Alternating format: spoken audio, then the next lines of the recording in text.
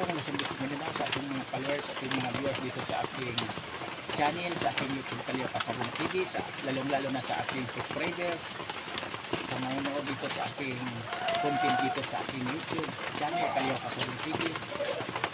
Bumabati muna po sa inyo sa araw na ito. Merry Christmas sa inyong lahat. Advance Happy New Year. Kasabong ito palang hawak ko ng ano, ikikwento ko sa inyo. Nung busy ako dahil na-activity ang anak ko sa Mangkalban, iniwan ko ito sa isa kakilala ko dito na matanda na siya ang tagapakain muna. Si Bindis niya itong maalagaan. Ang problema, hindi na siya marunong talaga sa manok dahil hindi na siya sabungero. Ang ginawa niya, ang daming binigay palang pagkain pagkatapos nakaligtaan sa inyong tubig. Kaya hindi siya natunawan. Ito ang naabutan ko pagbaba ko. Nangingitim na ang mukha. Parang hugis ng puso ng saging ang balat niya sa mukha niya. Yan di pa nga nakarecover ito. Basa lang ito ngayon dahil nagkukunting ulan. Kasi yan, tayo ang ginagamit ko. Tumutulog ang ulan dito kaya nakakita nyo basa. Ang Christmas pala dito sa amin ngayon na ulan, tuloy-tuloy. Ito na siya ang manok na kain. Ang daming binili pagkain, kaligtaan pa ito, hindi na tumawan ngayon. Ang ginawa ko, kasi buhay pa naman naabutat ko, nag-bit pala ako ng white rabbit, sinubok ko sa kanya, tapos kinabukasan din sinubuan ko ulit na tanggal kaagad ang bara niya. Wala na. Okay na siya. Buhay na paligtas na siya. Ito siya ang linyaga ko na manok pa naman na lamang sa panalo kay sa talo na gusto sweeter yan pagirado. Yan siya. Kaya para sa mga baguhan pa lang, magkaiba talaga tayo na marunong na mag-alaga ng manok na lalo na kung magsasabon tayo kaysa hindi magsasabon. Wala talaga alam sa pag-alaga sa manok na mga ganito mga Texas na mga yan katotohanan yan kasi ang alam lang na alagaan niya yung mga nitid-nitid lang na kahit anong ibigay lang ng pagkain hindi niya kabisado ito, hindi niya sinusunod ang binigay ko na sukatan, ihagis-hagisan na lang niya, maramihan ang binigay niya, binsog na binsog tapos kulang sa tubig, minsan di pa nakulang kaya hindi siya nagkulang.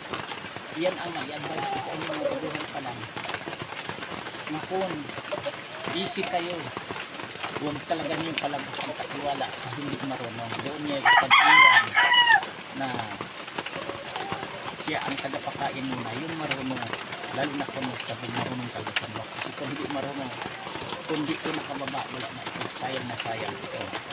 Kulang ko na ito. Ulitin ko sa inyo, mga ating mga subscribers, ating mga followers, ating mga views dito sa ating channel. Tuloy-tuloy na uli ang ating mga content, ibigay ko ang kaalaman sa inyo ang ating natutunan tungkol sa pag-alaga ng manok. Yan ang katotohanan yan.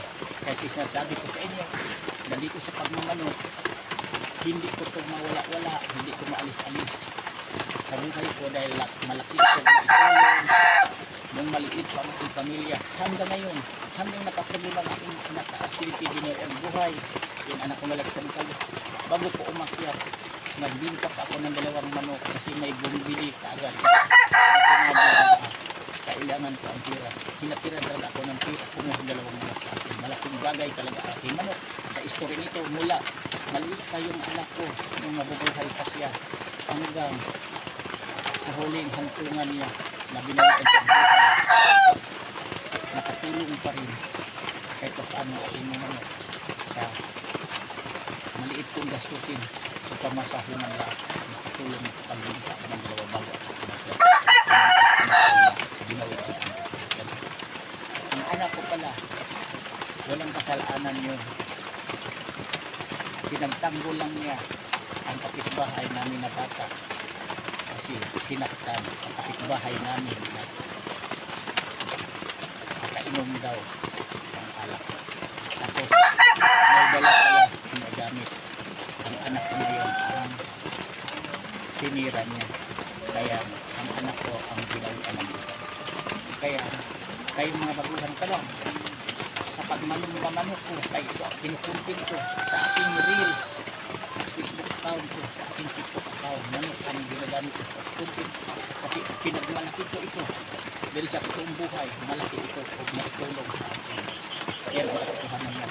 Kasi hindi ako dito gumagawa ng channel, YouTube, kayo, Kasarong TV.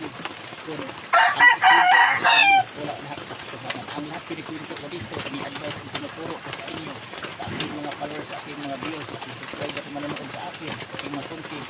Ang tinuturo ko dito sa inyo, lahat ng katotohanan niya na ang pag-alaga ko manok, hindi ko ginawang bisyo.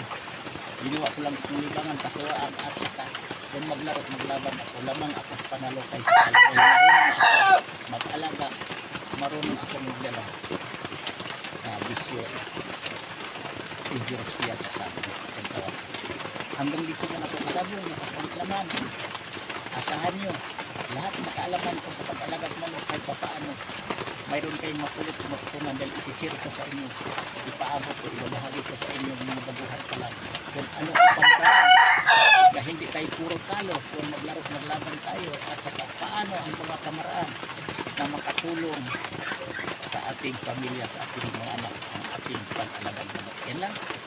Thank you ulit. Thank you.